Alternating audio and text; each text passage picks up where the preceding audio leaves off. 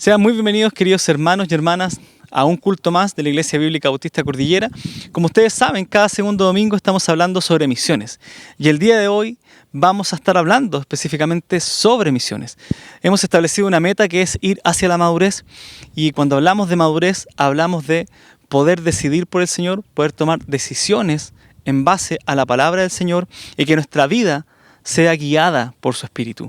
Para eso necesitamos entender a nuestro Señor Jesucristo, comprender cuál fue su obra. Si tenemos una buena comprensión de quién fue Jesucristo y qué hizo por nosotros, quién es la cabeza de la iglesia, entonces podremos comprender qué quiere hacer Cristo con su cuerpo, que es la iglesia. Si entendemos de buena manera la obra de Cristo, entonces podremos entender de buena manera la obra de la iglesia. Y si entendemos hacia dónde se quiere dirigir la cabeza y el cuerpo, entonces entenderemos las misiones. Es por eso que queremos ir hacia la madurez conociendo al Señor Jesucristo, entendiendo la obra de la iglesia y entendiendo finalmente las misiones. Queremos avanzar hacia la madurez y queremos crecer juntos como iglesia y, como dice la misión de nuestra congregación, conectando a cada miembro a la iglesia local y entendiendo su lugar en la gran comisión. Así que, hermanos, queremos entregar este culto en sus manos, queremos entregar la alabanza, las enseñanzas de los niños y todo lo que haremos el día de hoy en las manos de nuestro Señor Jesucristo. Le pido que me acompañe a orar. Querido Señor, vamos delante de usted para darle gracias al día de hoy desde la iglesia, desde el templo físico que usted nos ha dado, desde este lugar. Queremos adorarle, queremos entregar este culto en sus manos. Queremos pedir que usted esté guiando al pastor, Señor, que nos va a traer la palabra, que usted esté guiando nuestros corazones, Señor, para ser receptivos y también, Señor, para glorificar su nombre. Queremos dejar en sus manos, Señor, a nuestros niños, a los juveniles, a los jóvenes, pidiendo, Señor, por la salvación de ellos, por la salvación de nuestros niños, que ellos puedan ir recibiendo en sus corazones la palabra de verdad para que puedan ser adoptados hijos suyos.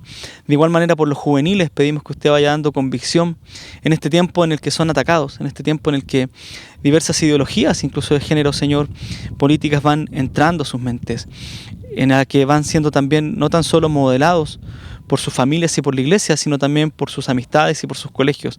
Pedimos que usted cubra sus corazones y sus mentes para que ellos puedan aferrarse a usted. En especial por los jóvenes, Señor. Aquellos que están en la universidad, aquellos que están en la enseñanza media, aquellos que están trabajando.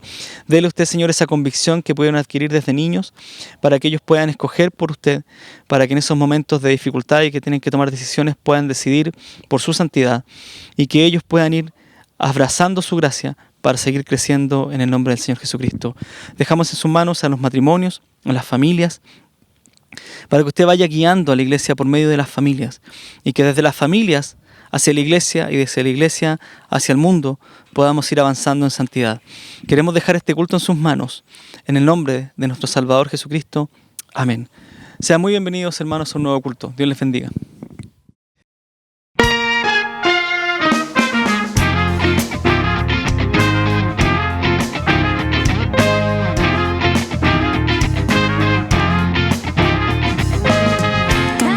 Alegres a Dios, habitantes de la tierra, glorificad al Creador, reconoced su grandeza, con alegría cantad de su poder y su gloria, servidle con regocijo, pues nos ha hecho sus hijos. Te damos alabanza, Señor, te has vestido de honor y poder. Las naciones tributarán a tu nombre por la eternidad, y tu reino la tierra cubrirá. Lo declaramos, Señor.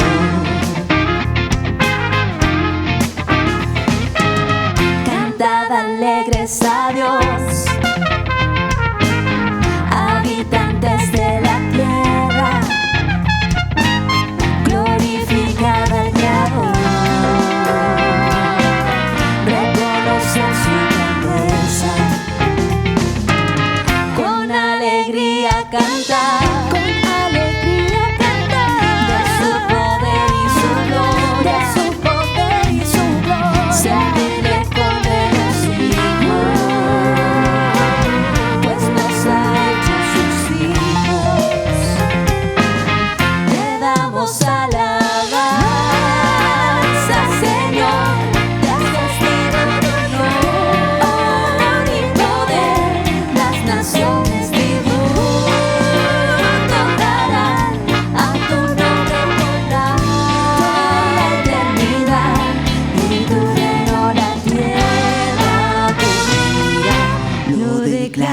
declaramos, Señor.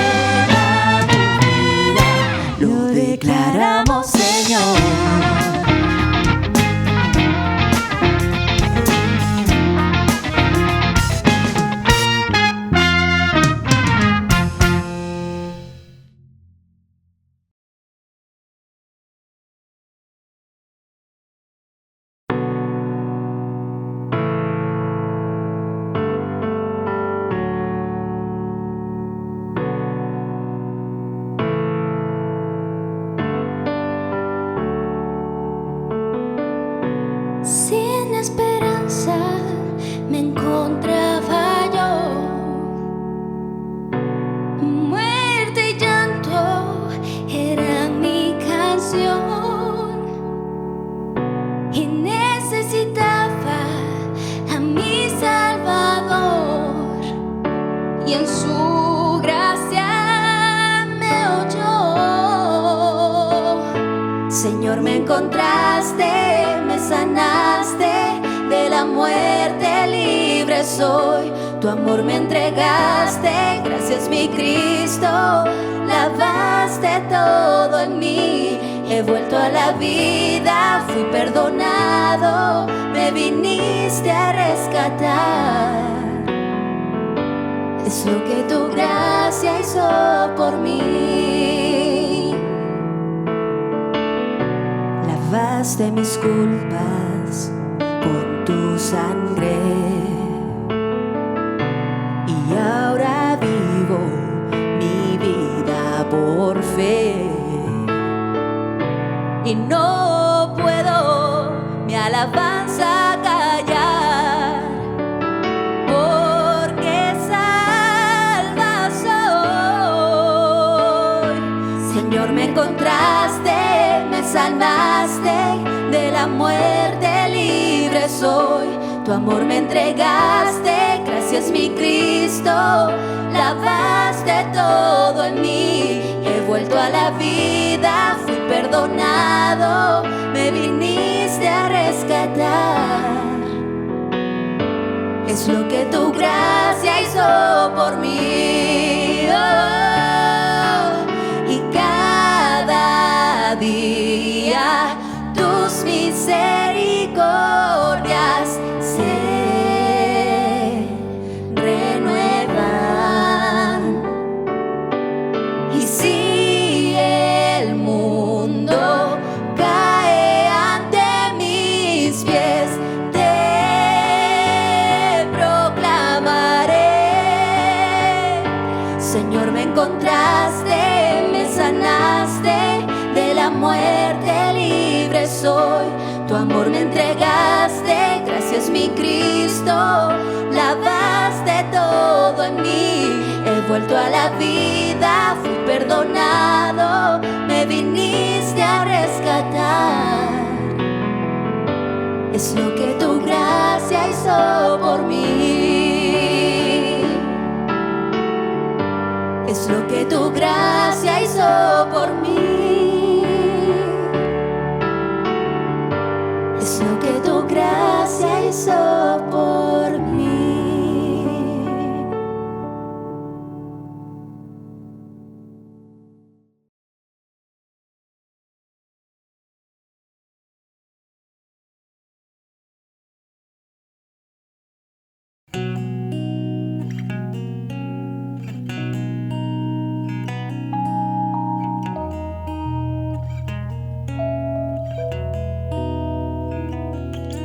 Mi Dios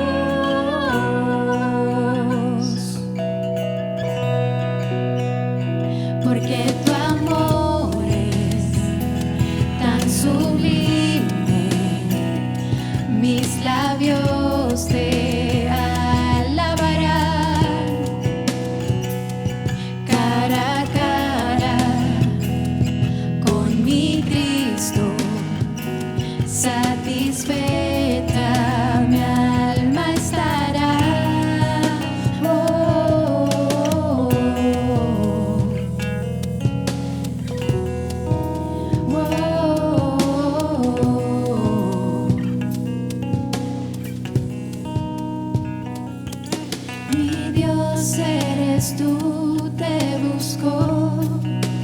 Mi alma tiene sed de ti. En esta tierra árida, mi ser te anhela a ti. He visto tu gloria y poder. Mientras viva te bendeciré, Dios,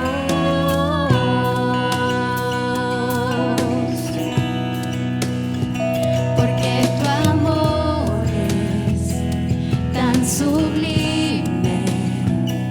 Mis labios te alabarán cara a cara. Con mi Cristo satisfecha mi alma estará, porque tu amor es tan sublime. Mis labios te alabarán cara a cara. Con mi Cristo satisfecha mi alma estará. Bajo tus alas confiado estaré y cantaré.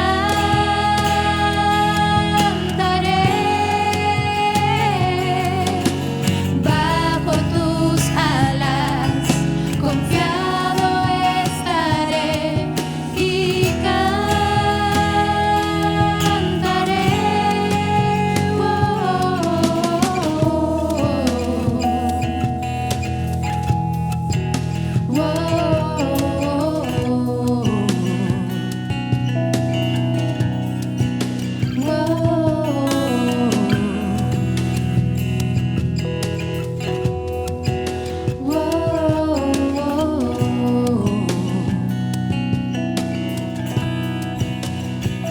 Porque tu amor es tan sublime.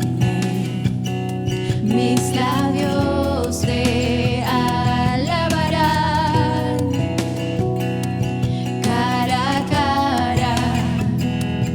Con mi Cristo satisfecha mi alma estará.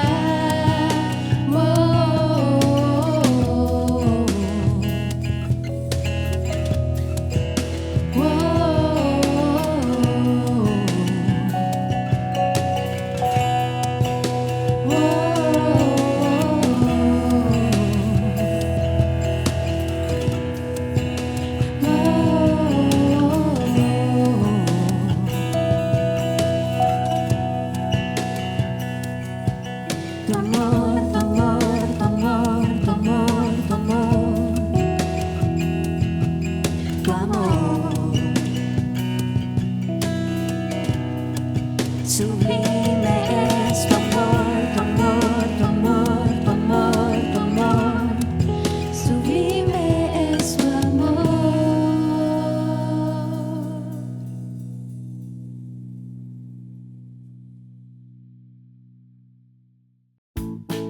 Hola niños y niñas de la IBBC. Los invitamos a poner mucha atención a lo que viene a continuación, ya que fue pensado y creado exclusivamente para ustedes. Y padres, les recordamos que en nuestro Instagram y página web encontrarán material exclusivo para sus hijos. No se lo pierdan. Bienvenidos a IBBC Kids. Como ya vimos la clase anterior, Samuel fue el último de los jueces y fue un profeta muy importante para el pueblo de Israel. Israel no contaba con un líder central que los gobernara o que unificara las 12 tribus. No tenía un rey como las demás naciones. Y esto era así porque Dios debía ser la mayor autoridad. El pueblo de Israel había rechazado a Dios como rey. Lo había abandonado y siempre iba tras otros dioses. lo que resultó en que finalmente estuvieran en caos. En este momento de la historia, los israelitas tenían un enemigo declarado, los filisteos. Debido a la constante amenaza de guerra y el deseo de ser como las otras naciones, el pueblo presionó a Samuel. Le dijeron: tú has envejecido ya y tus hijos no siguen tu ejemplo. Mejor danos un rey que nos gobierne, como lo tienen todas las naciones. Y aunque a Samuel no le gustaba la idea, Dios permitió que esto sucediera. Y Saúl fue el nombre del primer rey que se ungió para los israelitas. Saúl era un joven muy bien parecido y muy alto. Era seguramente lo que sus compatriotas esperaban de un rey. Un día, Saúl estaba ayudando a su padre a encontrar unas burras perdidas y empezó a buscar a Samuel para que lo ayudara con la búsqueda, pero Samuel le comunicó que él sería el primer rey de Israel. Así fue ungido y puesto como rey de Israel. Su reinado comenzó pacíficamente, pero esa paz no duró. Dios estaba con Saúl y le dio muchas victorias. Pero, comenzando con ofrecer un holocausto no autorizado y entre otros errores, dieron el inicio a la caída del reino de Saúl. Terminó su vida lleno de malas decisiones, muy atormentado y solo. Su muerte fue muy triste. Si quieres saber más, busca en 1 Samuel 8. ¿Sabes? Podemos aprender de los malos ejemplos también, para saber qué es lo que no debemos hacer. Saúl desobedeció a Dios. Abusó del poder que se le había concedido como rey de Israel. El orgullo se mete en nuestro corazón cuando otros nos sirven y nos honran. Nos olvidamos de que Dios es el único que está en control. Solo Él gobierna sobre todo. Dios pudo haber elegido a Saúl porque era humilde, pero con el tiempo esa humildad se reemplazó por un orgullo egoísta y destructivo que acabó con su gobierno. ¿Qué tan diferente hubiera sido la vida de Saúl si hubiera obedecido a Dios? La Biblia dice que si somos obedientes y nos humillamos delante de Dios, Él nos exaltará. Primera de Pedro 5:6 dice: humillaos pues bajo la poderosa mano de Dios, para que Él os exalte cuando fuere el tiempo, echando toda vuestra ansiedad sobre Él, porque Él tiene cuidado de vosotros. ¡Hasta la próxima!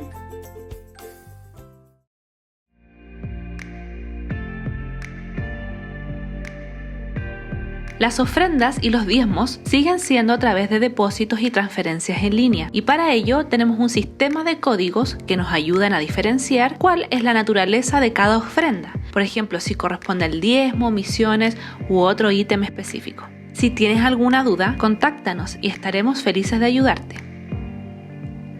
El grupo de jóvenes de nuestra iglesia está funcionando a través de reuniones virtuales todos los viernes. A lo largo de la pandemia, estas reuniones han sido de mucha bendición para ellos, pues los ha unido, animado y sobre todo guiado en el constante estudio de la palabra. Si quieres participar, contáctate con nosotros para conocerte y hacerte llegar el link de las reuniones. El grupo de juveniles se reúne todos los días martes en la tarde. Allí no solo han aprendido de la Biblia, sino también han podido conocer a hermanos de la congregación que han participado, enseñado y respondido las preguntas que ellos mismos han hecho sobre los temas que les interesan. Si quieres más información, puedes escribirnos y te contactaremos con las encargadas. todos los jueves son jueves de oración. A las 20:30 horas nos reunimos como iglesia para orar los unos por los otros. Ha sido realmente una tremenda bendición porque esta práctica no solo nos ha traído respuestas rápidas y precisas a las peticiones en sí mismas, sino que también nos ha hecho crecer en amor y cuidado entre nosotros.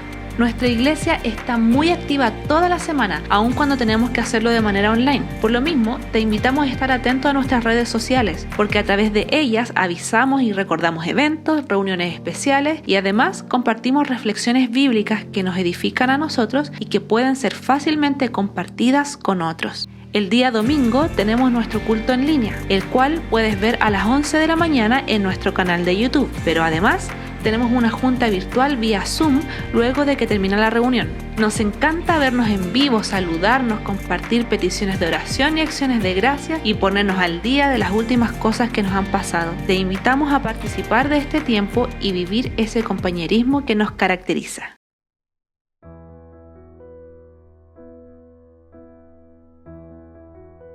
Hola mis queridos hermanos, un gusto de volver a saludarles a través de este medio. Y en esta oportunidad quisiera exhortar una porción de la palabra y luego presentar un proyecto. El apóstol Pablo está escribiendo a Timoteo en la primera carta, capítulo 6, exhortando a la gente rica que tuvieran una conducta determinada, pero luego les dice en el verso 18 que hagan bien, que sean ricos en buenas obras, dadivosos, generosos. Yo sé que todos nosotros tenemos un interés y anhelamos que nuestra vida en lo económico, en lo material, pueda ser mejor cada día. Y tomo esta porción de la palabra del Señor para hacer una reflexión.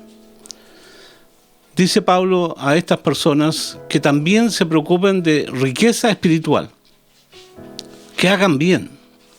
Y el hacer bien significa tender la mano al necesitado. Y debe ser un anhelo en nuestro corazón de ser creyentes que crezcamos también en tender la mano a necesidades y proyectos que siempre están presentes en la obra del Señor. Y en esta oportunidad quiero presentarles un proyecto relacionado con la obra en Cuba. Tenemos allí, en la provincia de Cienfuegos, un proyecto de compra de una propiedad de 1.400 metros cuadrados aproximadamente. Hay una construcción que está hasta la altura de las cadenas, que va a ser casa pastoral y un salón también para reuniones. En este momento tenemos la posibilidad de comprar ese lugar. Tenemos la convicción en nuestro corazón que es un plan de Dios. De hecho, ya tenemos un misionero que fue trasladado a esa zona por fe para hacerse cargo de un ministerio que allí estaba funcionando, de un número de 40 personas. En esa provincia hay más o menos unas 70.000 personas. Hay 4 municipios que conforman esa provincia y es una posibilidad grande de poder establecer en el futuro, lejano o cercano, 4 nuevas iglesias en esa zona. Entonces, esta propiedad tendría una base estratégica para la extensión del evangelio en aquella provincia. Pero esa propiedad nos cuesta aproximadamente un poco más de 4 millones de pesos. Hay iglesias que han estado haciendo esfuerzo y han ofrendado, y tenemos como meta ahora, fines de este mes de julio, para reunir el dinero. El dinero lo tiene siempre el Señor, pero está en los bolsillos nuestros. Y el Señor quiere que metamos la mano al bolsillo, seamos generosos, aportemos para un proyecto. Hermano querido, cuando usted da para la obra misionera, no está gastando dinero, está invirtiendo dinero. Un día el Señor va en la cuenta del cielo a decirle que usted ha sido un siervo fiel, sabio y ha sido una persona que escuchó y obró en ese sentido. Yo le animo a que usted haga un esfuerzo, lo converse como iglesia, como familia, y fin de este mes de julio tenemos la meta final para levantar esta ofrenda que tiene objetivo que la obra del Señor en Cuba siga creciendo. Les animo a tomar este desafío, que seamos ricos en buenas obras, ricos en el servicio a la obra del Señor. Que el Señor bendiga sus vidas y muchas gracias. de antemano por la generosidad de su corazón.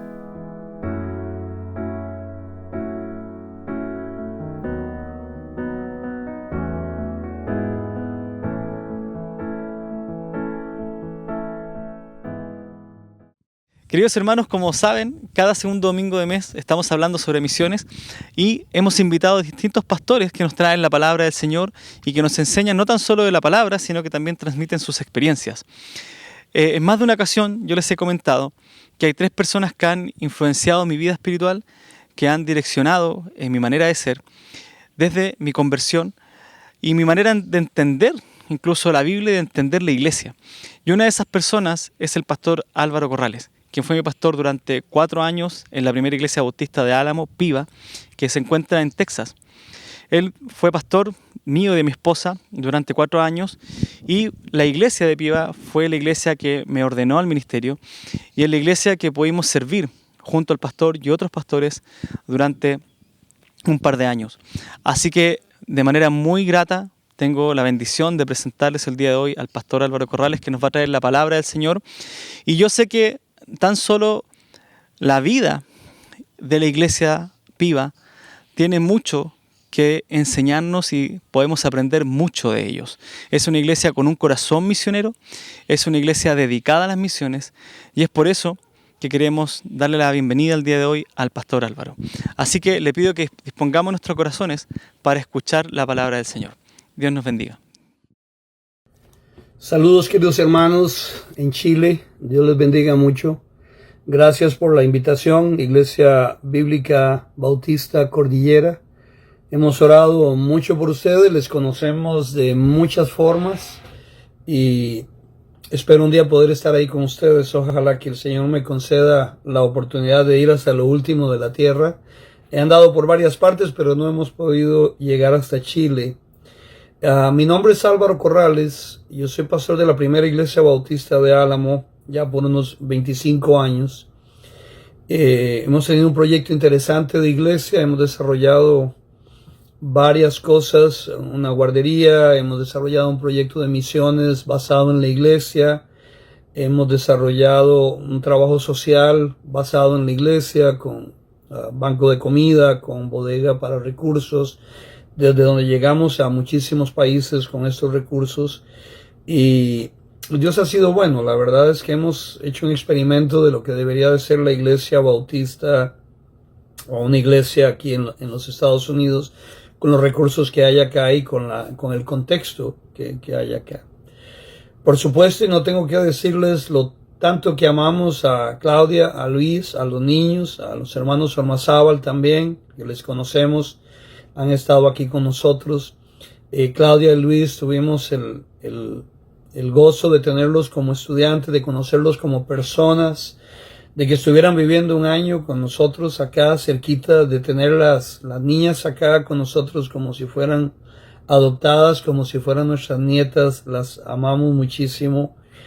Y entonces antes les conocíamos, pero a través ya de Luis, una vez que él regresó, hemos estado orando por algunos proyectos y algunas cosas que ustedes están llevando a cabo allá. Y ahora pues les agradezco muchísimo la oportunidad de poder platicar un poquito con ustedes. Déjeme advertirle, no soy tecnológico, como anciano que soy, no solo sé de mi celular el botón verde y el botón rojo.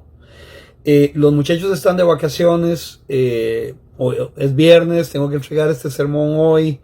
Los que me pueden ayudar andan corriendo con otras cosas, entonces lo voy a intentar hacer yo mismo. Y es una lástima porque siempre predico con PowerPoint, siempre predico con notas mejor desarrolladas. Ahora lo voy a hacer así, como una conversación. Nunca predico sentado, siempre predico de pie y en el escenario o en el púlpito. Se me hace el lugar más cómodo, no más santo, pero más cómodo. Así que vamos a intentar tener una conversación sobre la identidad y lo que deberíamos de ser como iglesia. Y para eso voy a hacer un poquito de trasfondo hacia atrás, tratando de hacer un poquito de espacio, de agarrar un poquito de aire hacia atrás para poder iniciar lo que vamos a tratar de establecer como la identidad de la iglesia o cómo encontramos la identidad de la iglesia, para qué es y para qué sirve. No hay duda que hoy tenemos un problema de identidad en todos los niveles, en todas formas. La iglesia no sabe lo que es en casi cualquier denominación, el gobierno no sabe lo que es y para qué existe. Los individuos en la sociedad han perdido su identidad. Nos miramos en el espejo y no podemos entender lo que somos. Podemos mirar lo que somos, pero no podemos entender lo que somos. No podemos entender para qué estamos aquí, el propósito de lo que somos, de lo que tenemos, de los recursos que tenemos. Y entonces tenemos una crisis generalizada en el ser humano. Desde el huerto del Edén, la verdad es que esto empieza muy atrás. Fueron creados con un propósito. Fueron creados para la gloria de Dios, para el placer de Dios, y fueron creados para una relación con Dios. Una relación con Dios que iba a reflejar entonces una relación entre ellos. Que podía mejorar la relación entre ellos en base a la presencia misma de Dios entre el huerto y el caminar con Él cada día. Y el plan estaba muy muy bien hasta que viene el pecado y daña este plan, esta relación. No solamente nos distanciamos de Dios, la primera acción del pecado es que se esconden. Dios le hace una pregunta y siempre digo, no es una pregunta de GPS. No es que Dios no sabe o que están jugando a la escondida y que Dios no puede saber dónde está. Es más bien una pregunta reflexiva para Adán. ¿En dónde estás? O sea, ¿qué es lo que está pasando? Pero para que él haga un análisis, Dios lo sabe todo. Dios no le está diciendo explícame qué fue lo que pasó. Le está diciendo explícate y entiende y razona lo que pasó. Pero el resultado de la acción del pecado es una pérdida de identidad. Adán no va a saber ahora más cómo ser esposo y cómo ser padre y cómo ser administrador del huerto y lo que le corresponde hacer de lo que se le dio en el capítulo 1 y 2 de Génesis. La esposa no va a entender, Eva no va a entender el rol, el propósito, el diseño, su posición de esposa, de madre y de coadministradora, porque ella era coadministradora. La administración del rancho, del huerto del Edén, se lo dio a los dos. Por supuesto, pierden la identidad entre ellos como matrimonio, pierden la identidad como padres y damos la vuelta a la hoja, empezamos el capítulo 4 y empieza el caos. Y se refleja en la familia propia, pero también entonces en la creación y en la administración de lo que ellos tenían que hacer. Y se entra en una rebelión.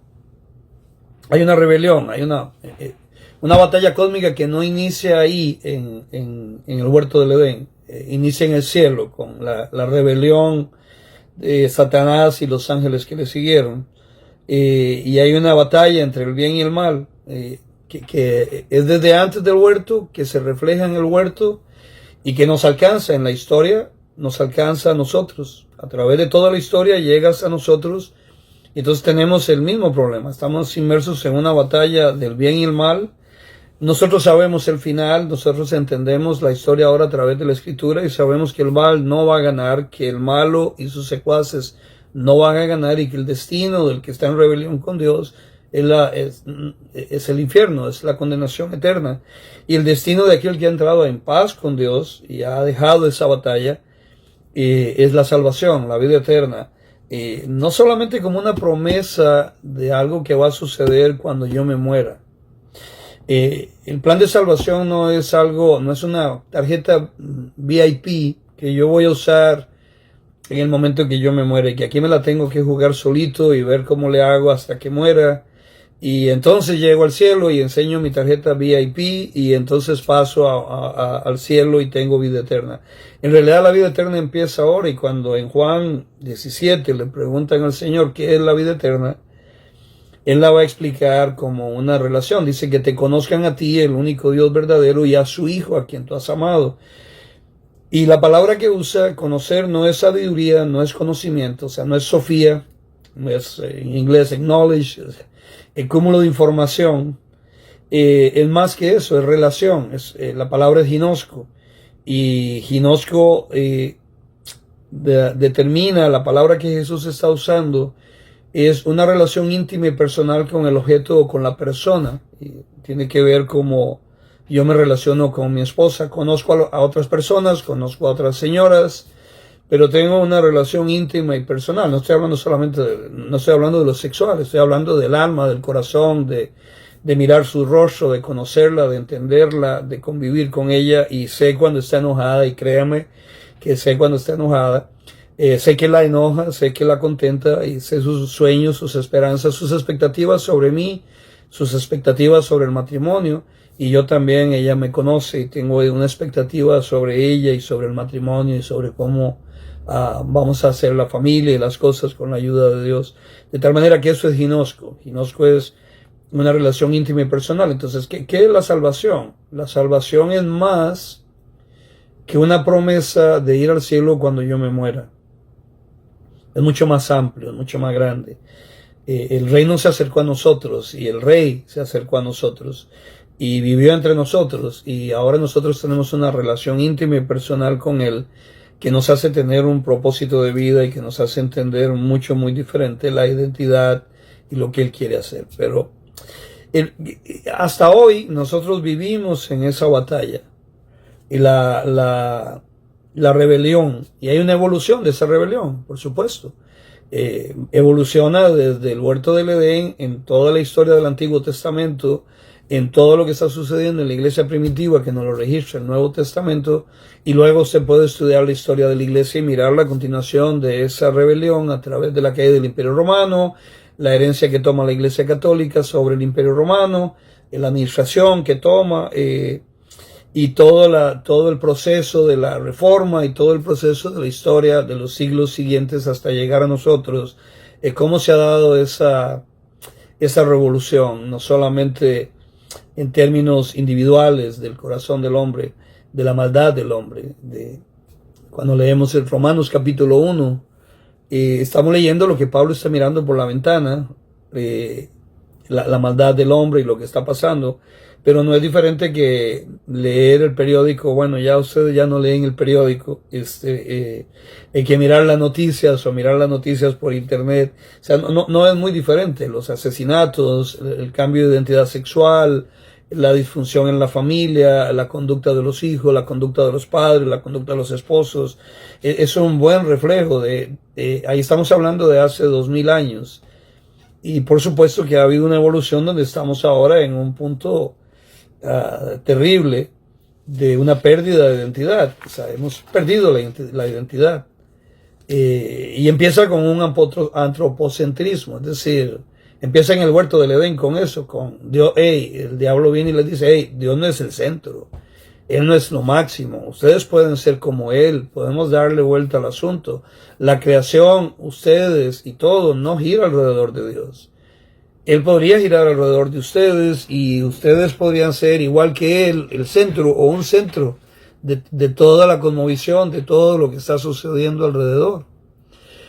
Y empezamos a sufrir eso hasta que lo tenemos hoy en día. Todo, incluido la religión, está alrededor de nosotros. La salvación se cambió para hacerla alrededor de nosotros. Resulta que Cristo murió en la cruz del Calvario para que yo sea feliz, tenga prosperidad, tenga dinero, tenga salud, y cuando muera vaya al cielo. Entonces, todo el propósito de la muerte de Jesús soy yo. No es Él, no es Dios, soy yo mismo. Hay un cambio en ese antropocentrismo que se dirige al cambio de valores, donde ahora los valores son lo que a mí me gusta, lo que yo quiero, como yo me concibo. Entonces, pues ahí miramos cómo le siguen bueno, creo que ya dejaron de agregarle letras a las organizaciones de los homosexuales, ya no es la LGBT y otras letras, sino que ahora le pusieron un más para que sigan habiendo más pérdidas de identidad. Es decir, concíbase mírese al espejo y concíbase como usted quiere concebirse.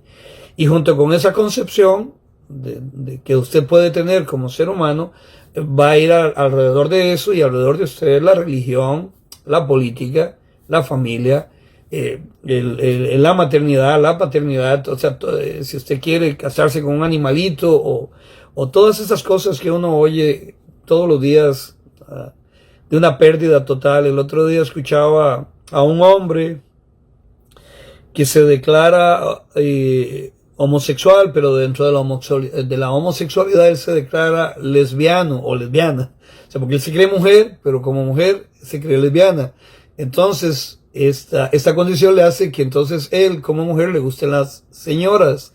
Entonces el que lo está entrevistando le dice, entonces eres un varón. Entonces no hay ningún problema. O sea, tú eres un varón que te gusta a las mujeres. Dice, no, yo soy una mujer. O me concibo como una mujer, pero que le gustan las mujeres. Y es ahí la locura en la que estamos. Poniéndonos afuera de respetar los sentimientos y las emociones de las personas, está este antropocentrismo que cierra todo camino a la razón, al sentido común, a los valores, y entonces nos da este cambio constante de funciones, de roles, de cuidados que hay que tener, inclusive para usar todo ahora lo que llaman el lenguaje inclusivo, y todas esas cosas que miramos hacia afuera y decimos, es complicado, pobrecitos nuestros hijos y nuestros nietos, porque en realidad es un mundo complicado, porque cambia todos los días, y no es estable para nada, y en esa inestabilidad, como todo gira alrededor del hombre, y nosotros somos el resto, el centro de cualquier cosa, es como yo me siento, es lo que yo creo, es lo que yo deseo, lo que va a normar, todo lo demás va a definir todo lo demás.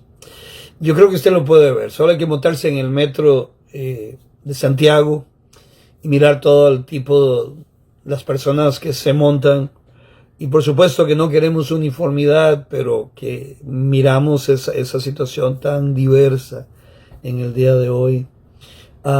Miramos personas infelices, y es extraño, porque el antropocentrismo es como la zanahoria enfrente del burro, y todo lo que ella crea le hace caminar, pero nunca alcanza el sumo bien, nunca alcanza la felicidad, nunca alcanza la satisfacción interior. Entonces lo miramos detrás de cosas de idealismos, de utopías que no pueden alcanzar, que obviamente no son ciertas. Tratar de encontrar la felicidad por fuera de Dios, por fuera del diseño de lo que soy, por fuera del diseño de mi edad, de la realidad, de mi realidad económica, de mi contexto, es un suicidio. O sea, es una tontería, porque estoy anulando todo lo que es verdad, todo lo que es realidad, para ir en búsqueda de una zanahoria, es decir, para ir en búsqueda de una utopía. Así que, ¿qué es lo que resulta de esta forma de pensamiento? Personas infelices, personas insatisfechas. ¿Qué miramos? La pérdida de los roles en la familia, absolutamente. Familias disfuncionales, o la moda de hoy en día entre las nuevas generaciones. No me caso, tengo todos los privilegios, tengo una vida sexual, puedo tener relaciones sexuales con mi novia o con mi novio, o entre todos, o como sea. O sea, porque como no hay ley moral, como no hay principios morales, como no hay ley moral, pues podemos hacer cualquier cosa.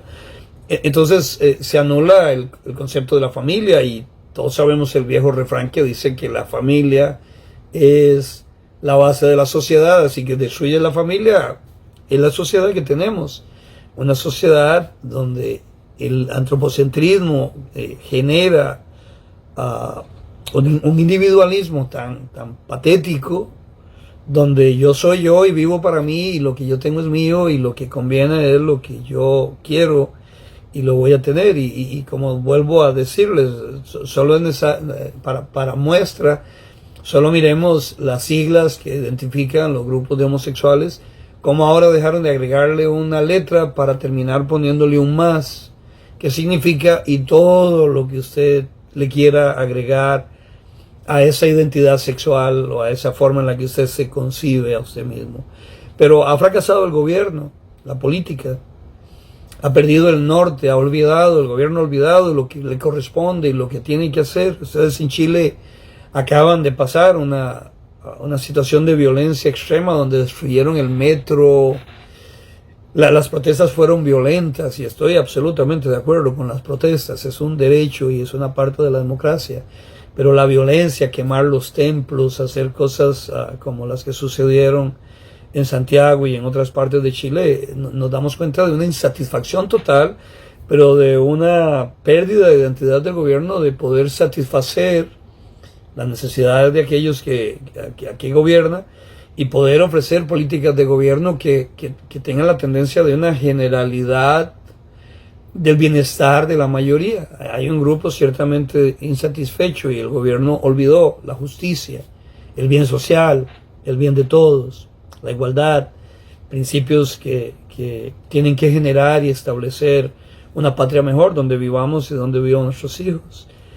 Y no hay que ir muy lejos porque también la iglesia está en crisis. La iglesia católica está en absoluta crisis con todos los casos de pedofilia. Chile, la iglesia católica chilena nos ha dado buenas muestras de esa insatisfacción y de ese escándalo, de esa pérdida de identidad de la iglesia tradicional.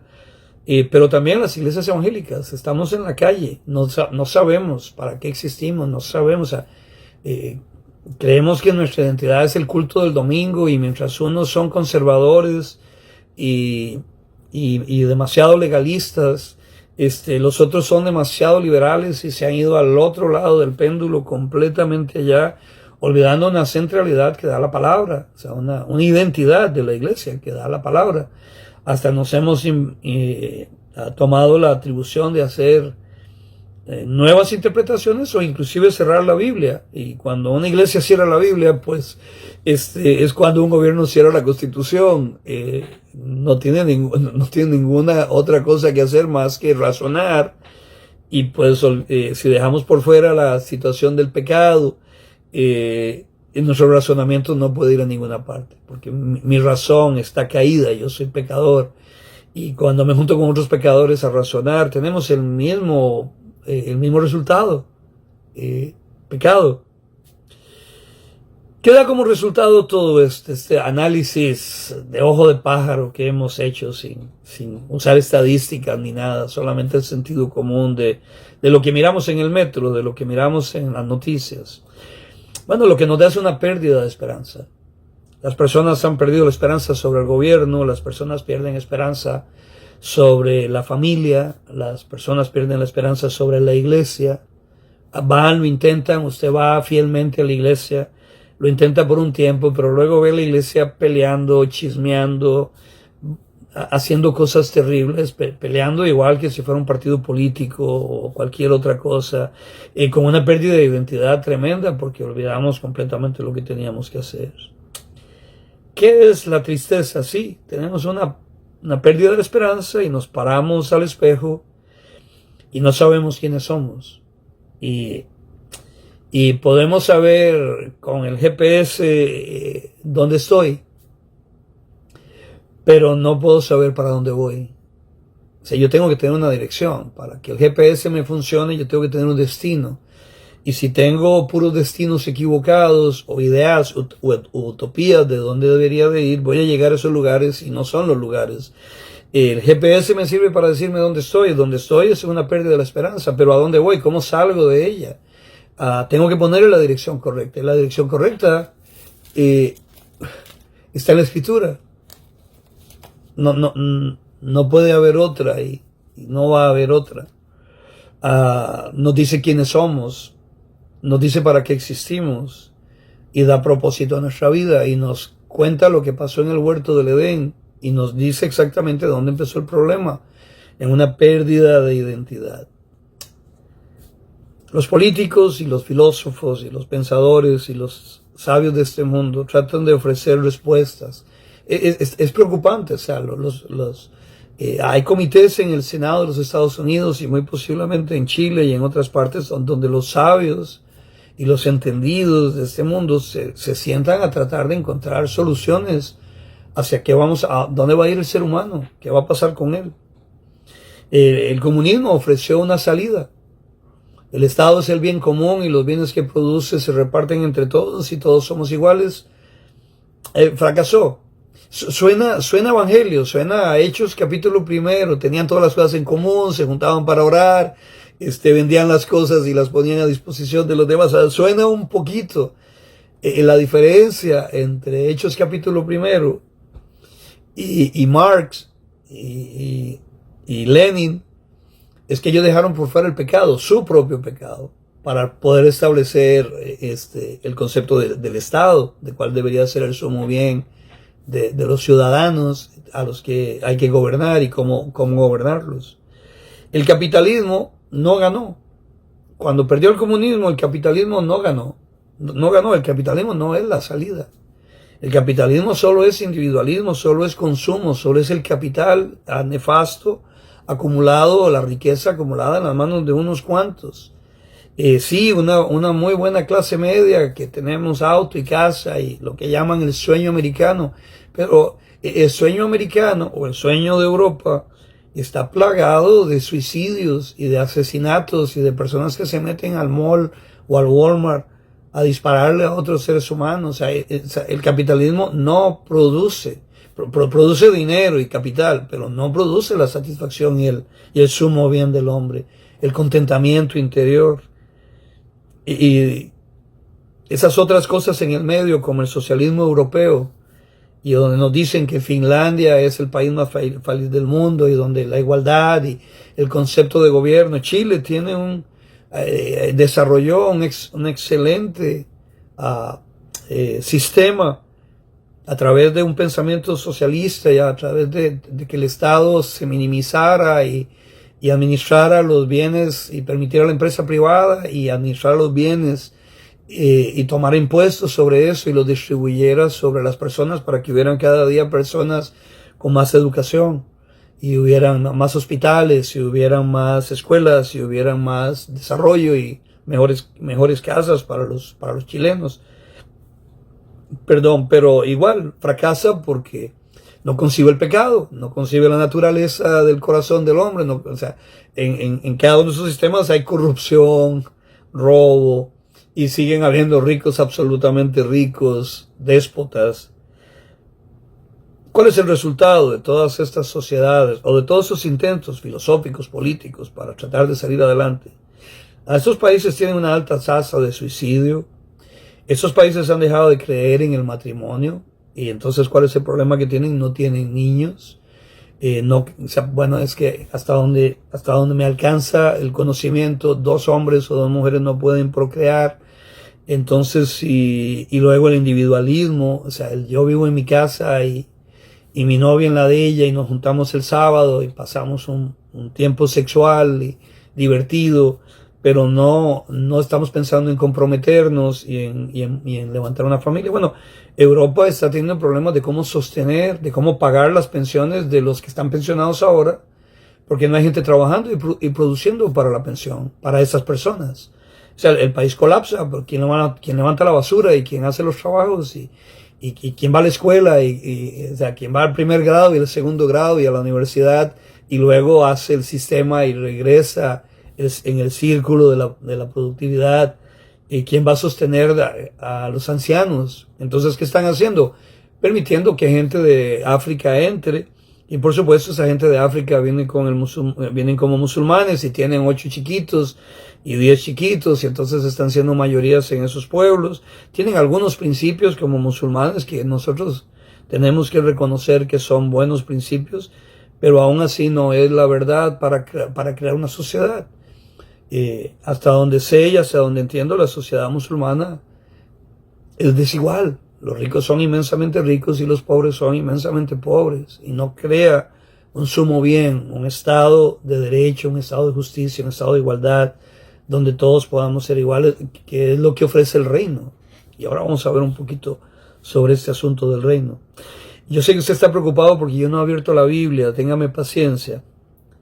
Todos estos no toman en cuenta el alma.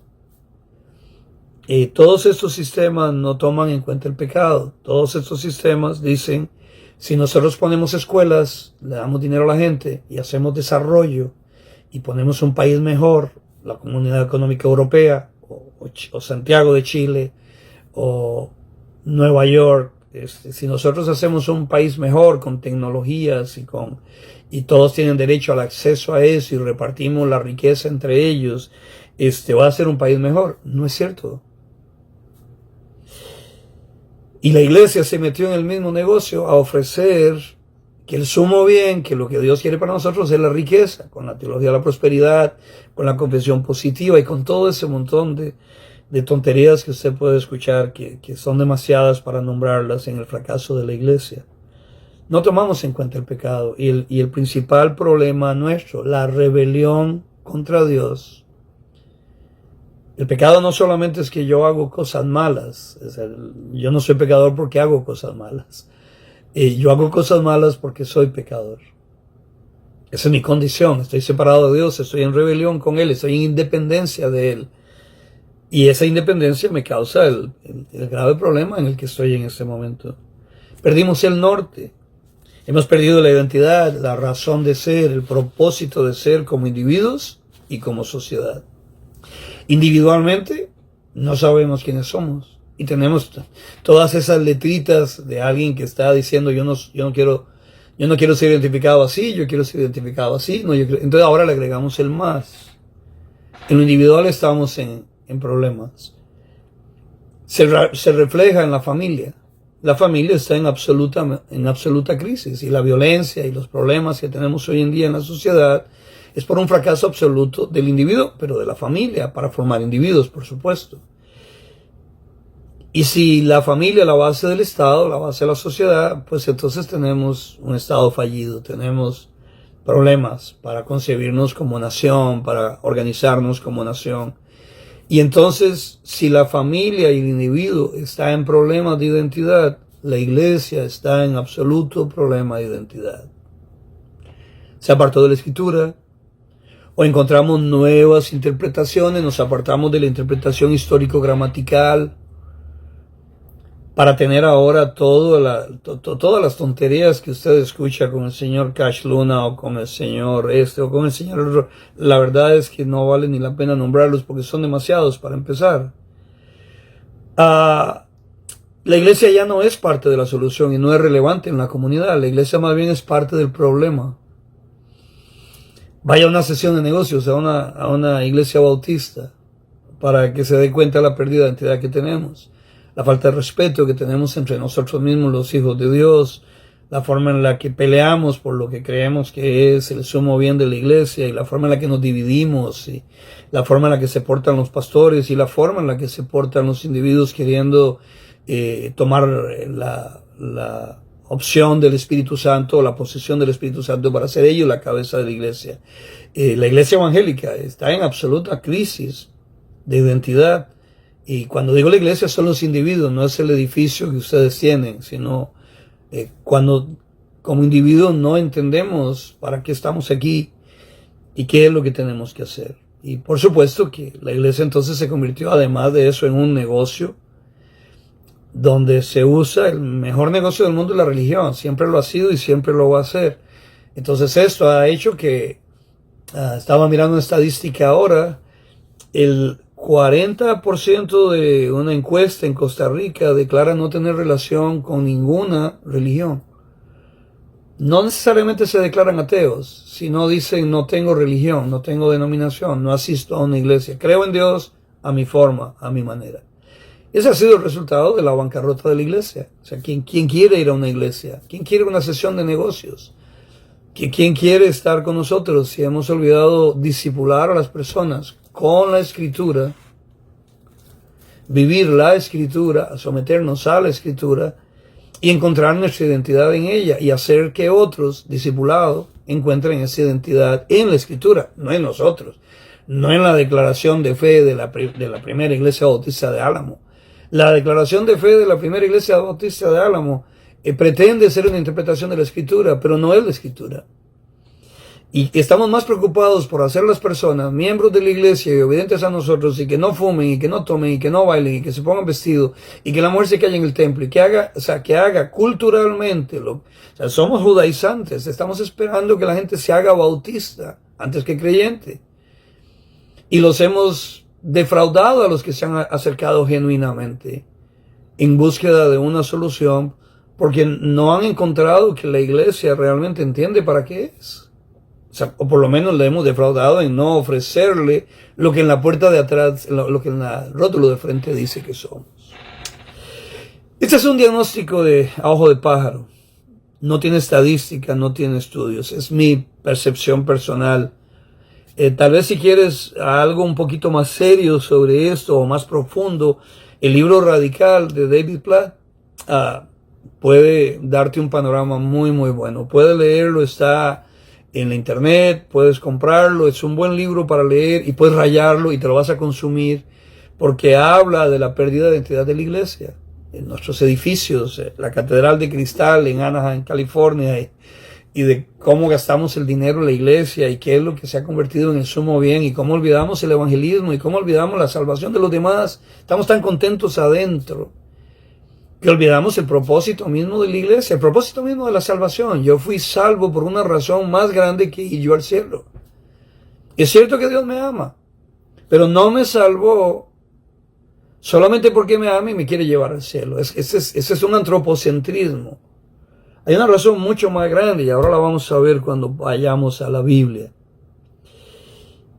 Obvio que la solución no es el antropocentrismo, no es el individualismo y todos los ismos que nacen con ella y que nos han dado todas las luchas feministas y todas esas cosas que miramos todos los días, que finalmente la esposa tomó el feminismo y la iglesia tomó el feminismo y la señora sí se salió de la casa, se divorció del marido, encontró un trabajo y ahora gana igual que él y tiene un carro y tiene una casa y tiene una cuenta en el banco y compra maquillaje y hace lo que quiere con su vida y no le da cuentas a nadie, pero es infeliz. Finalmente no es el desarrollo, o sea, no es el plan de Dios para la vida de la mujer. El feminismo no es, hay algo mucho más grande, es el evangelio. El evangelio es mucho más grande que el machismo, que el feminismo y que cualquier otra de las cosas que el mundo me ofrece. ¿La solución cuál es? El teocentrismo, poner a Dios de vuelta en el centro de todo. No es que no está, es que como estamos en una rebelión con Él, nosotros no lo concebimos como el centro de nuestras vidas, de nuestra sociedad y de nuestra iglesia. Necesitamos volver a la dependencia. Nosotros estamos en una independencia. Lo que Satanás le ofreció a Adán y Eva no fue hacer diabluras, fue ser independientes. Y a lo que yo tengo que regresar es a ser dependiente de Dios. Lo que yo tengo que renunciar es a estar en guerra con Dios y hacer la paz con Dios. Y esa paz no la puedo lograr por obras y no la puedo lograr esforzándome y no la voy a lograr de ninguna forma. Ese sumo bien de la paz interior, de tener paz en mi corazón, paz conmigo mismo, de recibir perdón, no solamente por las cosas malas que he hecho, pero por la condición, por la separación, por la independencia. O sea, cuando yo me convierto, yo renuncio a la independencia. Eso es conversión. Dejo de pensar como yo quería pensar para tomar el pensamiento de Dios. Cambio mi forma de pensar y entonces puedo cambiar mi forma de vivir. Y entonces tengo presupuesto. ¿Cuál es el presupuesto que tengo? El reino, el gobierno de Dios, la dicha de ser parte, de ser llamado su hijo. De tal manera que tengo que entender que yo me tengo que salir de aquí. Por un lado tengo el antropocentrismo, independencia de Dios, rebelión contra Dios. Por otro lado tengo la opción del teocentrismo, que es dependencia de Dios y hacer la paz con Dios, dejar la rebelión y tomarlo y considerarlo y tomarlo en cuenta en todo lo que hacemos y todo lo que hacemos y todo lo que creemos. Ahora, Dios ofrece un plan y ese plan no es nuevo, siempre ha sido por gracia desde el principio. Nunca fue la intención de Dios salvarnos por la ley. La ley era un espejo donde yo me fijaba para ver el ideal de Dios sobre mí, pero para descubrir que no lo puedo lograr, para que al final yo dependiera de Él. Me pusiera debajo de Él, debajo de su gobierno, le escuchara a Él. Y hay un plan, que es un plan que está en toda la Escritura. O sea, Jesucristo no es el plan Z de Dios. Es el plan desde el principio de la fundación del mundo. Y es el único plan, y el único plan que ha habido en toda la Escritura. Y que empieza en Génesis 3:15, lo que llaman el protoevangelio, la promesa de rescatar al hombre, pero de permitir todo esto que le llamamos la filosofía de la historia, que es decir, la razón, la causa-efecto, de dónde venimos y para dónde estamos y para dónde vamos, o sea, para dónde va a terminar esto. Difícilmente alguien afuera lo puede explicar por medio de cualquier otra forma. Solamente cuando venimos a Dios y confiamos en Él. ¿Y cómo lo hago? Él ofrece a su Hijo, Jesús. Él tiene un plan desde el principio y tiene a su Hijo, Jesús. Nadie viene al Padre sino por mí. De tal manera que nadie puede obtener las bendiciones de Dios sino a través del Hijo.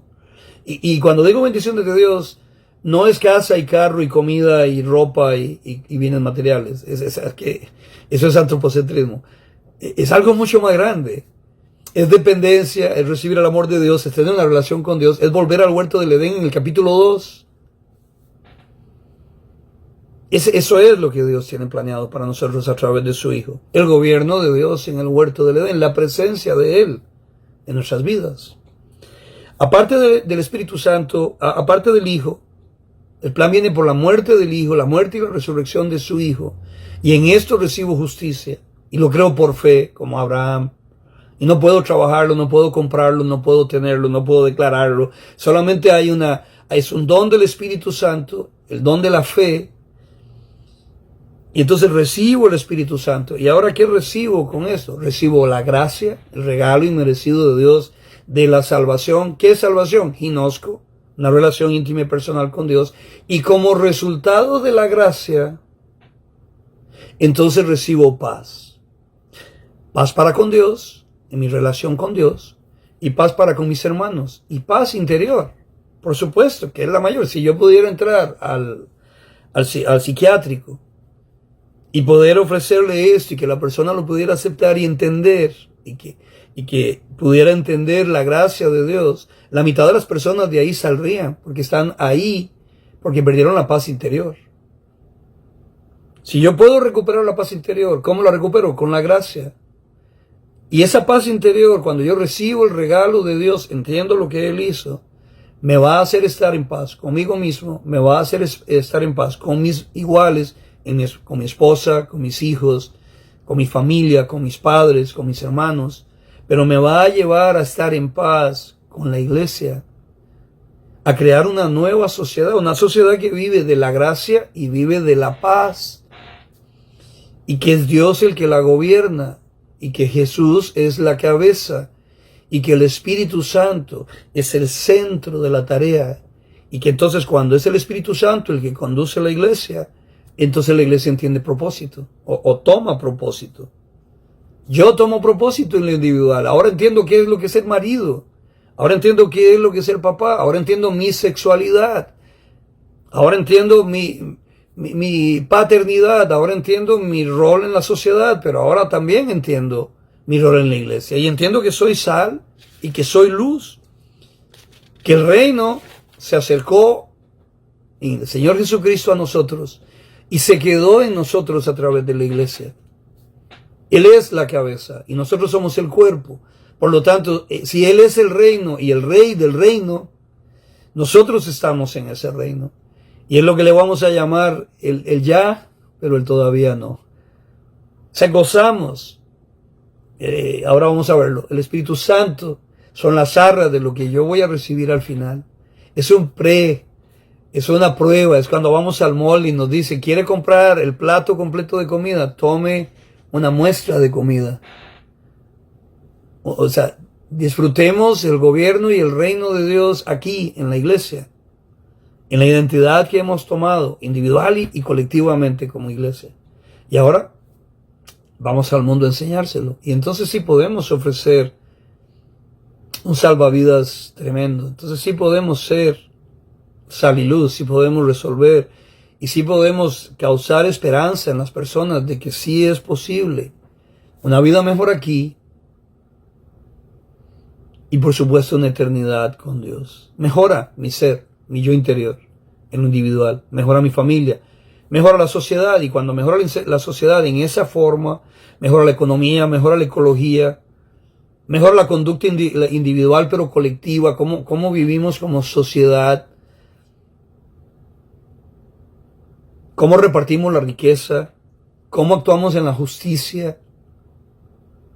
Y de hecho, el hospital, el orfanatorio, el asilo de ancianos, todas estas cosas surgen de la iglesia.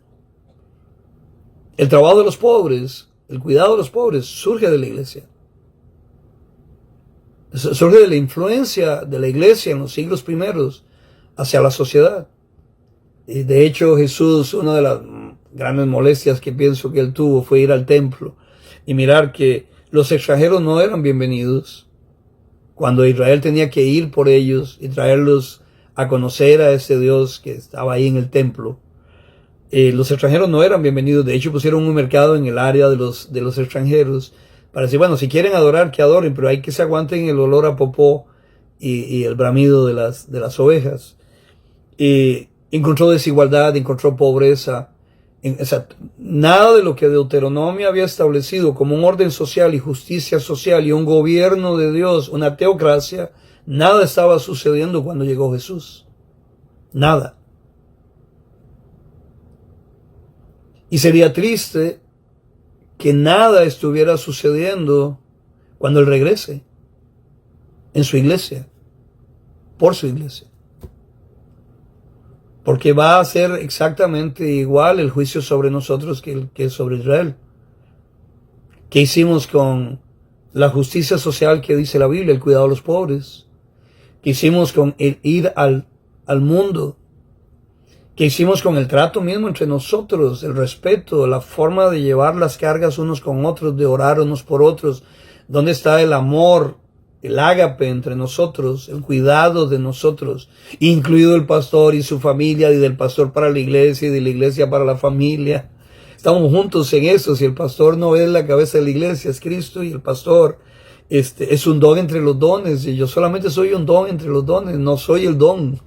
Yo no soy sacerdote, yo soy pastor, yo solamente hago una parte de todo lo que la iglesia hace. Él dio dones a la iglesia para la edificación de los santos, para que los santos hagan la obra del ministerio. Así que yo soy una parte de esa función que tiene la iglesia de establecer el reino, de traer más personas al reino, de hacerles conocer el amor, el perdón, la justicia, la gracia, la misericordia de Dios. De hecho, volvemos a Hechos capítulo 1, cuando dice que estas cosas estaban sucediendo en la iglesia primitiva y tenían una buena reputación del pueblo. O sea, la gente los miraba y decía, ¿qué bicho les picó? Y pienso que lo que les picó, pues usted y yo lo sabemos, es el Espíritu Santo. Eso fue lo que les picó. Nosotros tenemos una antesala del cielo, se llama iglesia, que tiene propósito, que tiene gobierno, que tiene sabiduría, que sabe lo que tiene que hacer, que sabe absolutamente la responsabilidad que tiene dentro de la comunidad local donde está, dentro del país donde está, Jerusalén, dentro de Samaria, dentro de Judea y a lo último de la tierra, porque ustedes no tienen responsabilidad sobre la iglesia Bautista Cordillera.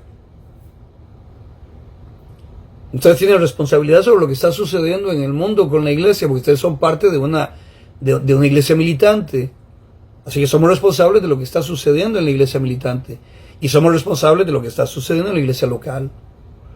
Y cuando yo tengo que hacer Samaria, Judea, Jerusalén, Samaria, Judea y lo último de la tierra, es todo a la vez. No es una cosa, no es que cuando lleguemos a cierto nivel, cuando hagamos el edificio, es que tenemos esa responsabilidad ya. Y hay la gran comisión, hay el gran mandamiento y hay las grandes responsabilidades. O sea, nosotros no estamos exentos del cuidado de los pobres, no estamos exentos del cuidado de los ancianos, no estamos exentos del cuidado de las viudas y los huérfanos. O sea, Santiago nos hace mirar eso. Todas las responsabilidades que tenía Israel, nosotros las heredamos. De hecho, en el primer concilio, mira, no está bien, no tienen que circuncidarse, les vamos a mandar estas 2 o 3 cositas, pero además de eso, cuiden de los pobres. O sea, mantengan ese cuidado personal por los pobres. Entonces, los pobres alrededor de nosotros son parte de la responsabilidad, son parte de la Gran Comisión. Por supuesto, la Gran Comisión es integral. No es solamente que ir y predicarles, acepte a Cristo, haga la oración del pecador, levante la mano y me regreso para la casa y ya cumplí. El discipulado es una estructura. Continúa. No fue 3 años de Jesús, todavía regresa con el Espíritu Santo.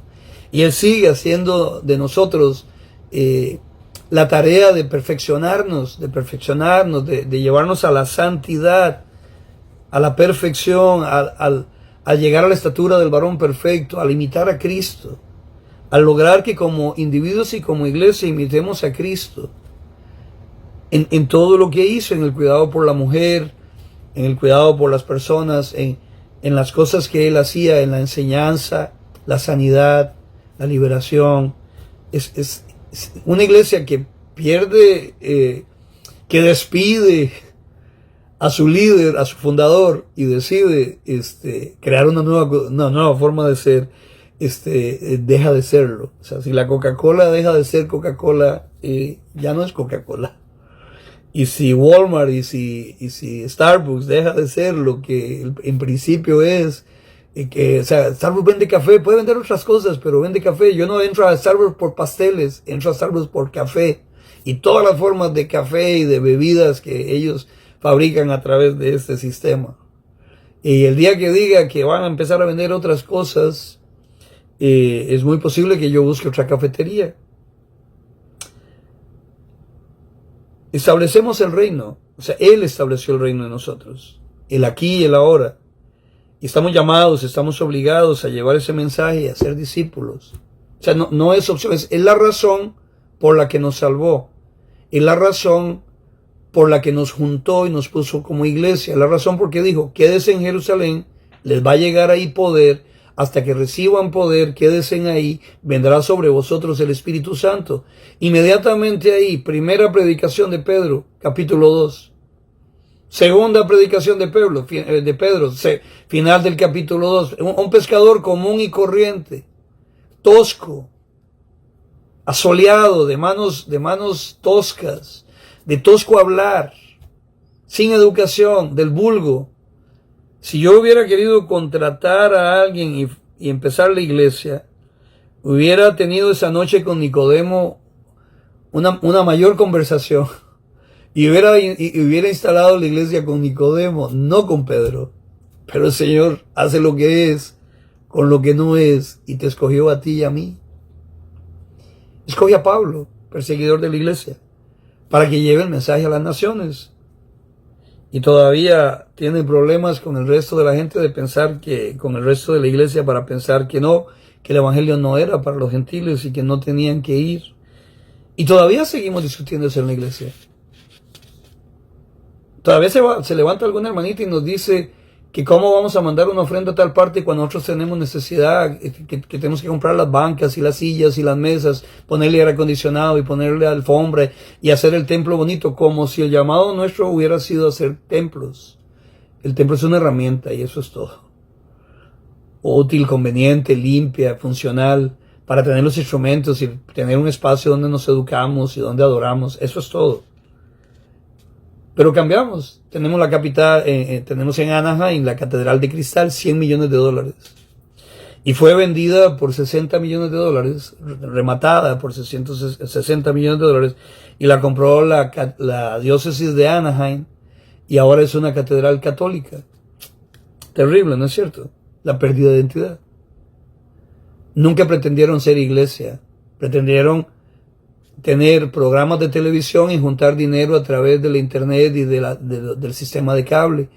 Y se preocuparon más por los que estaban lejos, que mandaban dinero. Y el señor Schulenberg hizo más esfuerzo, no en los que venían. Y no había iglesia infantil, no había trabajo con jóvenes.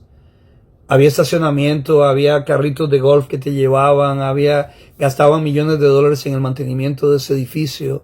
Gastaron millones de dólares en el mantenimiento, en la seguridad. Ese edificio era un estudio de televisión, no era un auditorio para una iglesia. Era un auditorio de televisión para llegar a otros miles afuera para colectar muchos millones de dólares. Y fracasaron, y cerraron, y se vendió, y se subastó. Ya Dios tiene tan poco interés en templos que el de Israel, el de Jerusalén, lo derribaron en los años 70 y él no ha tenido ningún interés en volverlo a levantar. Ese es el punto. Pablo funda las iglesias en Turquía, en Asia Menor, con el Evangelio de la Gracia. y quiere que ellos entiendan cuál es el evangelio. Y ellos se reunían en casas y en forma sencilla y tenían el partimiento del pan y tenían el cuidado de unos por otros. Y cada día el Señor agregaba a los que iban a ser salvos y ellos escuchaban un evangelio sencillo y se acercaban a una comunidad de amor y una comunidad muy, muy diferente, que era muy diferente a la sociedad en la que ellos vivían. Esa comunidad empezó a impactar la sociedad. Cuando la palabra dunamis, poder, es el poder de donde viene la palabra dinamita, es el poder expansivo. No es una implosión. El edificio que se cayó aquí en Florida tuvo una implosión, o sea, se derriba sobre él mismo. Esa es una explosión donde los pedazos llegan muy, muy lejos. En Jerusalén hubo una explosión. No se quedó hacia adentro, sino que llegó hacia afuera.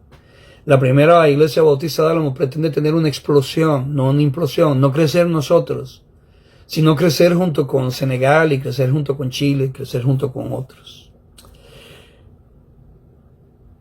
El pensamiento cristiano tiene una influencia.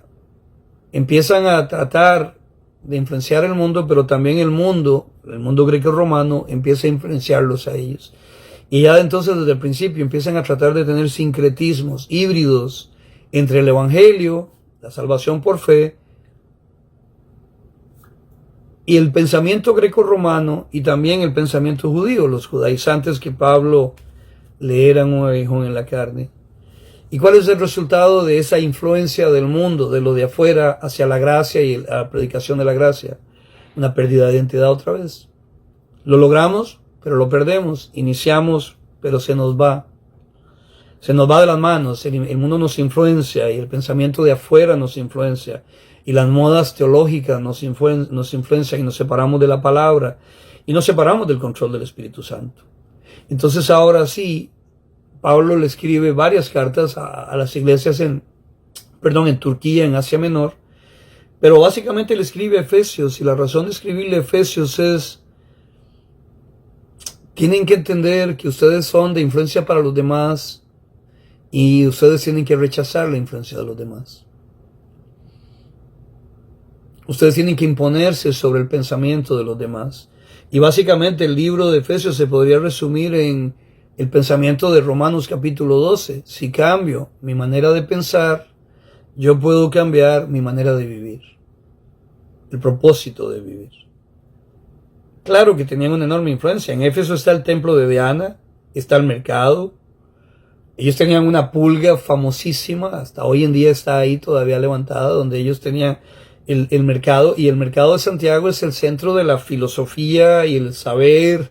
No la universidad, sino el mercado de Santiago. Ahí está la economía y ahí está el centro de vida de la ciudad. Ahí estaba el centro de vida de la ciudad de Éfeso. Todavía está ahí. Y además tenían el templo de Diana, una de las maravillas del mundo antiguo. Y además tenían una enorme riqueza. Ellos tenían, eran puerto, eran camino de Asia, o sea, a través de Asia, de oriente hacia occidente, hacia el norte, del sur al norte, del norte al sur. Entonces tenían que pasar obligadamente por ahí. Entonces le producía una riqueza enorme. Imagínense, restaurantes, hoteles, y prostitutas y bares y todo lo que hay cuando va a estar ahí, qué sé yo, el campeonato de fútbol y eso, todo el mundo gana dinero.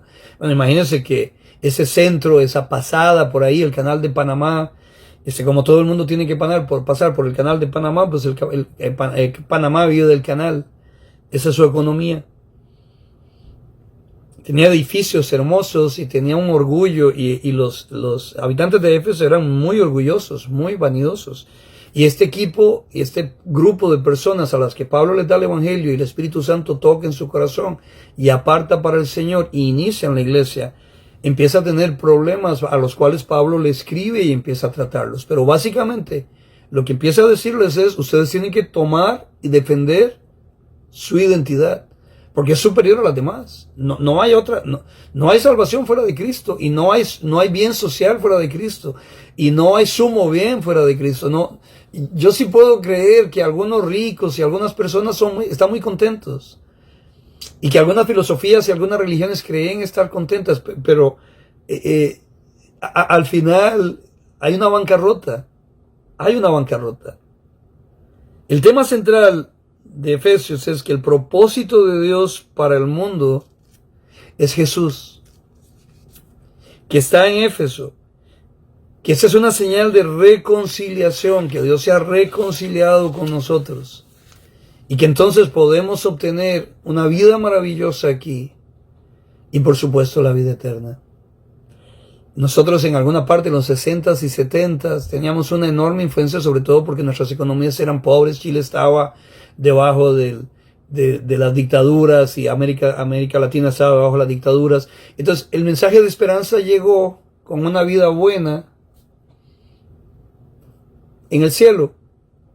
La teología negra, o sea, la teología que escucharon los esclavos es: cuando me muera voy a ser libre. Pero era algo mejor, porque tenía que traer la justicia aquí y ahora, y tenía que traer una mejor forma de vivir aquí y ahora. Es decir, la influencia del cristianismo sobre la sociedad chilena, sobre la sociedad costarricense, guatemalteca, cualquiera, debe de ser tal que la sociedad es la que tiene que cambiar. Y la iglesia creció en los años 60 y 70 debajo de todos los problemas que ustedes estaban pasando. Y surge una nueva sociedad y viene un bien social para todos los países de América Latina, y empieza la era de la democracia. Y la democracia que surge de la escritura y que surge de la justicia social, empieza a causar efectos sobre las universidades, la educación, el dinero para los pobres, las mejores casas para los demás, etcétera, etcétera. Y empieza a haber un sumo bien. Entonces ahora cambia el evangelio. ¿Y cuál es el problema? Ahora deja ese mensaje y toma el mensaje de la prosperidad, del evangelio de la prosperidad. Y se quedémonos aquí, vivamos para siempre y hagamos el reino aquí, extendámoslo, pero no queremos ir al cielo. Pero no solamente eso, sino el reino es solamente económico, es solamente material. Y fracasamos en lo moral, y fracasamos en la familia. Y terminamos con un evangelio individualista, codo, insípido, que solo produce bienes y servicios y calidad de vida para mí, y olvidamos a los demás con eso. Para entender el plan de Dios, nosotros tenemos que ir a Jesucristo. Y cuando llegamos a Jesucristo, Él nos promete el Espíritu Santo. Y cuando nos promete el Espíritu Santo, Él cambia nuestra manera de pensar. ¿Cómo? A través de la Escritura. Y cuando nosotros nos metemos en la Escritura con la guía del Espíritu Santo, la fe viene por el oír, y el oír la palabra. Empieza a cambiar nuestra forma de pensar, y al empezar a cambiar la forma de pensar, empieza a cambiar nuestra identidad individual. Y ahora colectiva, la familia. Y ahora mi familia dentro de la iglesia, con otras familias. Y ahora la iglesia dentro del pueblo. Y ahora ese pueblo dentro de un país, dentro de una sociedad más grande. Y ahora el mundo. El problema es que no es una cosa primero, sino que es un proceso que tenemos que entenderlo como un todo. Va a suceder, se llama la santificación. El haber sido apartados para el propósito de Dios. No es santo de la Iglesia Católica ahí de yeso o de San este o San el otro. Es ese proceso que hay en mi corazón que surge mediante la relación íntima y personal con Jesús a través del Espíritu Santo y de la Escritura, que va logrando de mí la imagen de Cristo. Y que cuando voy logrando la imagen de Cristo en mí, empiezo a mirar que trato a los demás diferente, que vivo diferente, que hago diferente, que gasto diferente mi dinero, y que tengo propósito de vida. Efesios capítulo 1 dice: Pablo, apóstol de Jesucristo, apóstol de Cristo Jesús, por la voluntad de Dios, yo no me puse, a los santos y fieles en Cristo Jesús que están en Éfeso. Que Dios nuestro Padre y el Señor Jesucristo les concedan gracia y paz, no prosperidad, no dinero, no sanidad. Aquí vamos a padecer un poquito más. Sí, el Señor sana, de acuerdo a su propósito. Sí, el Señor nos dio lo que tenemos. Eso se debe a un cambio de mente y a una mejor economía que hacemos ahora, pero y se debe a Dios, que fue el que finalmente cambió mi mente. Entonces mi dinero ya no lo tiene mi amante, ni lo tiene mi cantinero, ni lo tiene mi prestamista, ni lo tiene la sala de apuestas. Mi dinero trajo prosperidad a mi vida, a mi iglesia y a mi comunidad. Alabado sea Dios Padre de nuestro Señor Jesucristo, que nos ha bendecido. El tiempo es perfecto, y es pasado, y es perfecto. ¿Y con qué nos bendijo? Con bendiciones espirituales en Cristo. El centro de la carta de Efesios es estar en Cristo. Esa es la nueva filosofía, o sea, ese es el nuevo pensamiento, ese es el reino. O sea, el reino funciona en Cristo. Y Él va a desarrollar esa idea en toda la carta de Efesios. ¿Qué hizo el Señor? ¿Qué es la bendición espiritual? Dicen, nos escogió en Él desde antes de la creación del mundo. ¿Para qué? Para que fuéramos santos. ¿Cómo santos? Sin pecar. No, para que viviéramos apartados para Él, para su propósito. Entonces, claro, incluye una vida moral, por supuesto, porque pues le obedezco y le oigo a Él. Entonces, no cometerás adulterio es una regla. Y no emborracharse es una regla para mi vida. No un ayo, sino un deseo que yo tengo de agradar a Dios. Entonces, la santidad es vivo para su propósito. ¿Cuál? No solamente una mejor vida moral, todo el propósito de Dios, que es mucho mejor que causar una buena sociedad, es ser conocido, y ahora lo vamos a ver, sin mancha delante de Él. ¿Por qué lo hizo? En amor. Nos predestinó para ser adoptados como hijos suyos por medio de Jesucristo. No hay otra forma. ¿Por qué lo hizo? Por el buen propósito de su voluntad. No nos debía nada. No necesita quien le adore. Ese es el bienestar mío. O sea, volver al principio de vivir para la adoración de Dios. Eso me beneficia a mí. Pero Dios sigue siendo Dios. ¿Y por qué lo hizo? Traducido en mexicano, les digo yo aquí a los hermanos, es porque le dio la gana. Solamente por eso. Pero mira el versículo 8. Para la alabanza de su gloriosa gracia. O sea, Dios nos salva y nos predestina y nos hace sus hijos, no para nosotros, antropocentrismo, sino para Él. Para la gloria de su nombre. ¿Y qué tenemos? Ahora, ¿qué más hace? Dice que en Él tenemos la redención mediante su sangre, el perdón de nuestros pecados conforme a las riquezas de la gracia de Dios, que la gracia de Dios nos dio en abundancia con toda sabiduría y entendimiento. Una nueva forma de pensar, una nueva forma de razonar. Él nos hizo conocer el misterio de su voluntad, conforme al propósito que de antemano estableció en Cristo. Ese no es el plan B o C o D. Ese es el único plan, y el plan que había desde el principio. Para llevarlo a cabo cuando se cumpliera el tiempo. Reunir en Él todas las cosas, tanto en el cielo como en la tierra. ¿Dónde las reúne? ¿Cuándo las reúne? ¿Cuándo se da esto? O sea, la redención de Dios.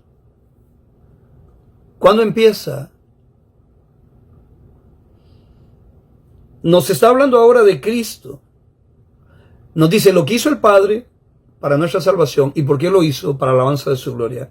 Y ahora nos está diciendo cómo lo hizo, o sea, cómo nos salvó y por qué lo hizo. En Cristo fuimos hechos herederos, pues fuimos predestinados según el plan de aquel que hace todas las cosas conforme al designio de su voluntad, a fin de que nosotros que ya hemos puesto nuestra esperanza en Cristo, seamos por la alabanza de su gloria. Segunda vez, versículo 12.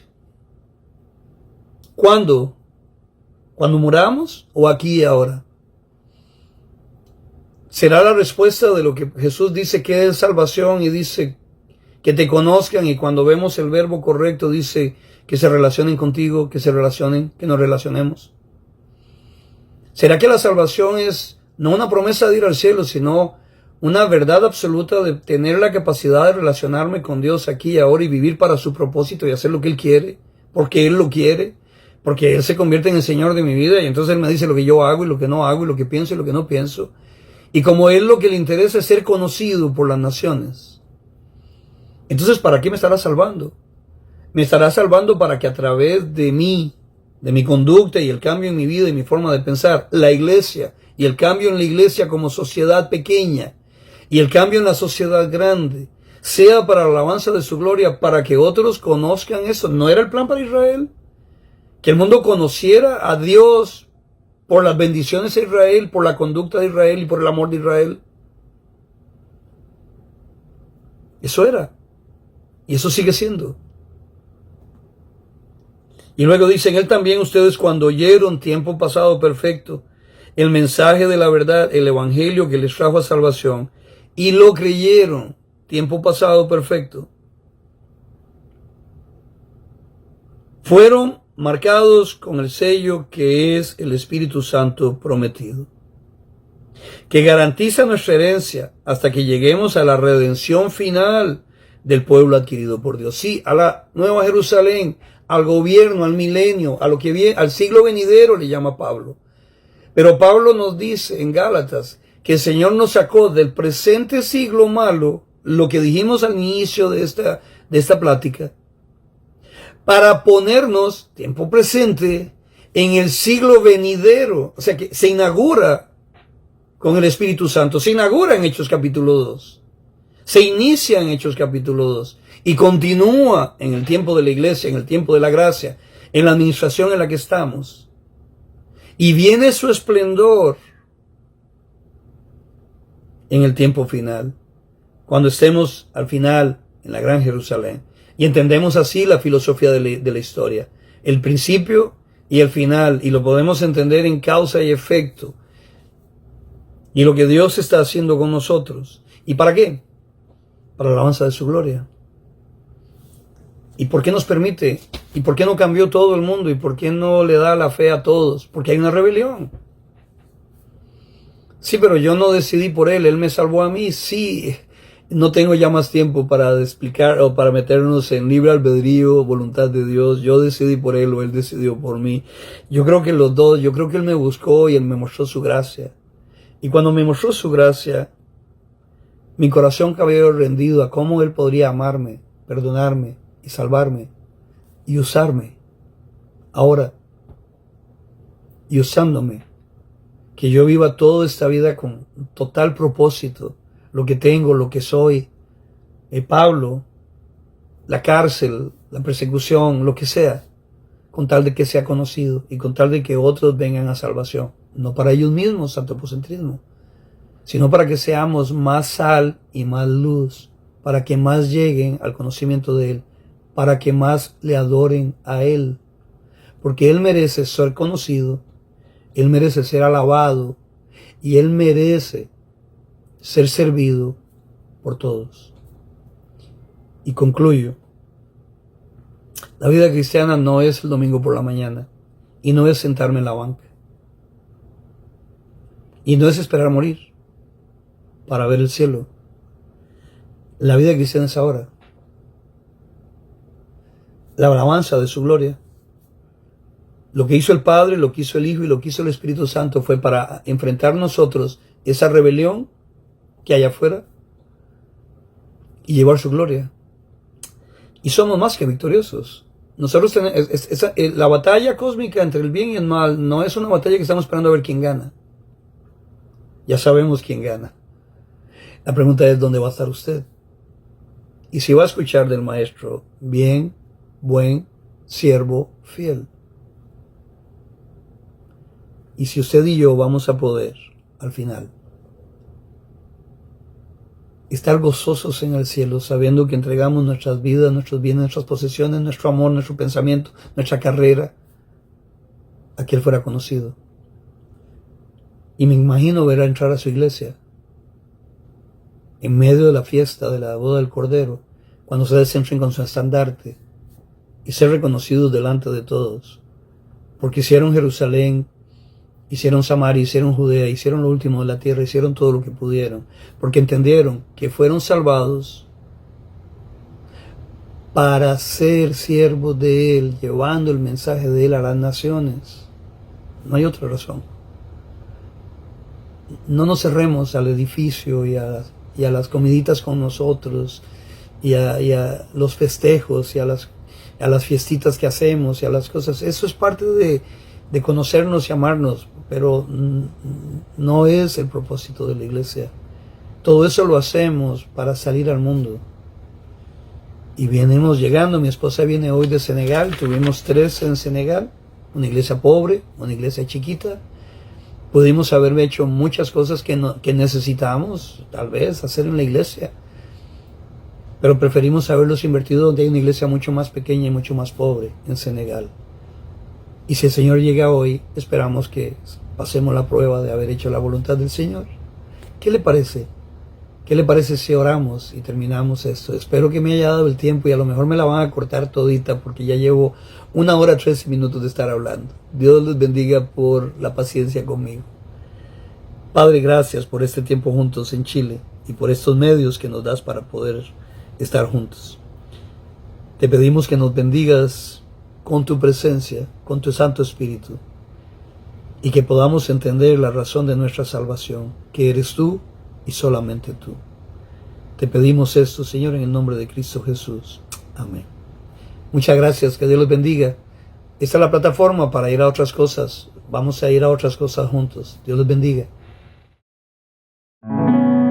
Señor mi Dios, al contemplar los cielos, el firmamento y las estrellas mil, al oír tu voz en los potentes truenos y ver brillar el sol en su cenit,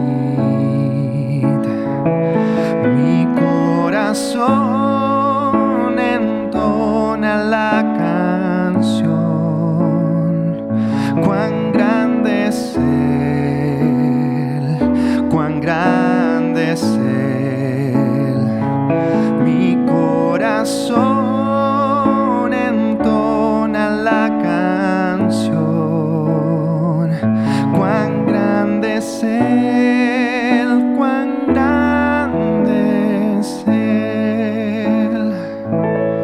Al recorrer los montes y los valles, y al ver las bellas flores al pasar, al escuchar el canto de las aves y el murmurar del claro manantial, mi corazón entona la canción. Cuán grande es Él, cuán grande es Él. Mi corazón entona la canción. Cuán grande es Él, cuán grande es Él. Cuando el Señor me llame a su presencia, al dulce hogar, al cielo de esplendor, le adoraré cantando la grandeza de su poder y su infinito amor. Mi corazón entona la canción. Cuán grande es Él, cuán grande